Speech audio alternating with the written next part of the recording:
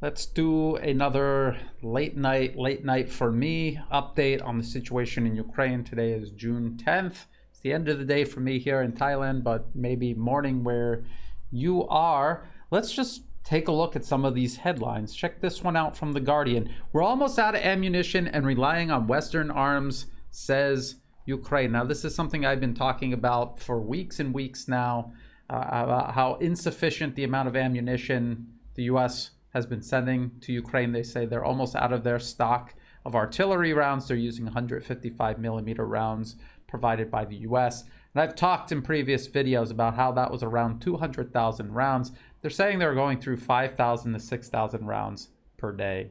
So how long do you think that that's going to last? That's not going to last for very long. They also say that at this rate, Russia can continue for another year. That is Ukraine saying that. This advisor, Alexei Orestovich, he says Ukraine needs 60 multiple rocket launchers, which will never happen. They don't have the ability to train them, to put them on the battlefield and support them logistically. So that is absolute pipe dream. I want to show you some other articles. There's this one. The occupier should never feel safe. Rise in partisan attacks in Ukraine. And what they mean by partisan attacks in Ukraine is terrorism. Reports of explosions and attacks on Russian border guards, but there was also an attack on a political office near the office, not actually the office. And these are bombings. This is a terrorist campaign in Russian-held territory. Now, it's funny they use this word partisan, and they talk about World War II and fighting the Nazis. Remember when the US and the British invaded Iraq? What did they call those people resisting the US and British invading their country? Insurgents or terrorists. It's just another example of just how biased, the sort of double standards at play here by the Western media. This Western media that had been lying to everyone, saying that Ukraine was winning, Russia was losing. Now they're admitting that Ukraine is losing. In a previous video, I said Ukrainian President Vladimir Zelensky, he said they're losing 100 soldiers a day. Now look at this from the BBC. Ukraine says up to 200 soldiers are dying a day. And I said that it was probably at least double 100. And if they're admitting it's 200 now, maybe it's more than that. But that is at least 2 brigades per month being totally wiped out, dead. Not injured, dead. And Ukraine started this conflict with just 20 brigades. So do the math, do the math. Running out of ammunition, running out of fighters. The people that they're going to train and throw into combat have next to no experience. You cannot replace a brigade of experienced men, especially non-commissioned officers and officers. You cannot just find the equipment for a brigade, find the men for a brigade, put them together and say you have a brigade. It does not work that way. It will take years to replace these losses. And let's just take a quick look at the maps around Donetsk. Look at what they say. Explosion reported in central Donetsk.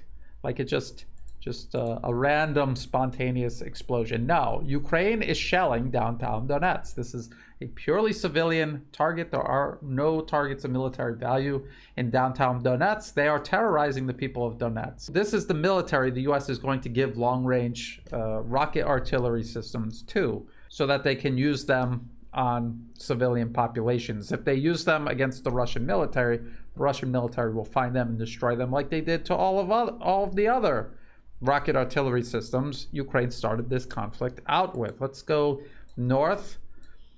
This salient developing around Popasnia, and inside this cauldron you can see there's several smaller cauldrons forming, and then of course the fighting continues in Severodonetsk. And Severodonetsk, all of this is taken by Russia. They claim Ukrainian forces are clinging to the industrial zone. Even Ukrainian sources are saying that. Again, this live UAmap.com is extremely pro-Ukrainian, and they hold off to the very last minute to update it properly. If we go here to Slavyansk, this is going to be another pivotal battle. Russian forces are approaching. Again, this map is not being updated. Russian forces are much closer to Slavyansk. Syavorsk.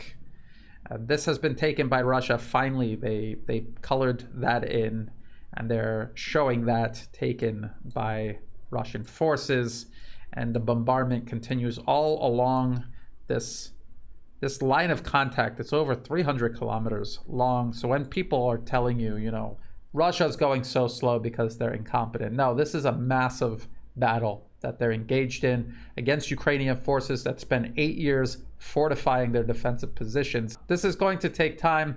The U.S. has never in modern history, the U.S. has never fought a conflict like this against a country as big as Ukraine, with a population as large as Ukraine, with a military as prepared as Ukraine's forces were, with 8 years of NATO, U.S. and NATO assistance to do so. The U.S. has never fought a conflict like this. Even its war with Vietnam, population of Vietnam was smaller than Ukraine. They were not nearly as well equipped as the Ukrainians are when Russia went in at the end of February. Check the video description for all of the links that I just showed you. Read that Guardian article, very interesting. They claim that Russia is running out of rockets, but I don't know how they would know, how the Ukrainians would know that. They also, in the same article, say that Russia has enough firepower for at least another year of fighting at this rate. So, I mean, which is it? Either way, it's very clear that Russia has the advantage. Their military, the equipment outnumbers Ukrainian equipment. It outmatches it. They've got their factories all still operating. That advisor, Alexei Orestovich, weeks and weeks ago, he admitted that Russia had destroyed basically all of Ukraine's military industrial complex, I guess you could say. And what they're left on is really what they said in that article. It's just what the West is giving them. The West is not able to give them enough. They're not able to train them on these systems quick enough. It is quite a predicament for them. That's what allying yourself with the United States gets you. All of these other countries, and also non-countries like Taiwan, allying themselves with the US. This is your future. Look at Ukraine. Do not fool yourself into thinking you're somehow going to be different. You're not. They're going to use you just like they used Ukraine, and what's going to be left? Nothing. Ask the rebels in Libya. Ask the rebels in Syria. How are they doing? This is what happens when you're friends with the US. Henry Kissinger said it best when, you know, it's not good to be an enemy of the United States. It's even worse to be America's friend. I'm paraphrasing that, but it was something to that effect. If you like this video, please like and share. Hit the like button, hit the subscribe button. That helps the channel grow. Hit the notification button. It'll let you know when I upload a new video. In the video description below, again, all of the links that I went over, as well as for other places you can find and follow my work. I'm updating Telegram very often. I'm using it as my Facebook and my Twitter since I was kicked off of both. I update that regularly every day. Lots of information, short stories, photos, videos, information from other people as well, all I guess you could say curated for your approval. Check it out. Follow me on Telegram. I'm also on Odyssey and Rumble. Also in the video description below are ways you can help support my work. You could do that through Buy Me a Coffee, through Patreon, and PayPal. But PayPal, please, if you're going to use PayPal, use it as a last resort. They are deplatforming people just because of their political views. To everyone who has been helping out, whether it's month to month, one-time donations, or even if you're just sharing my work with others or sending kind words or sending a news tip, I appreciate all of that help. Thank you so much. As always, thank you for watching.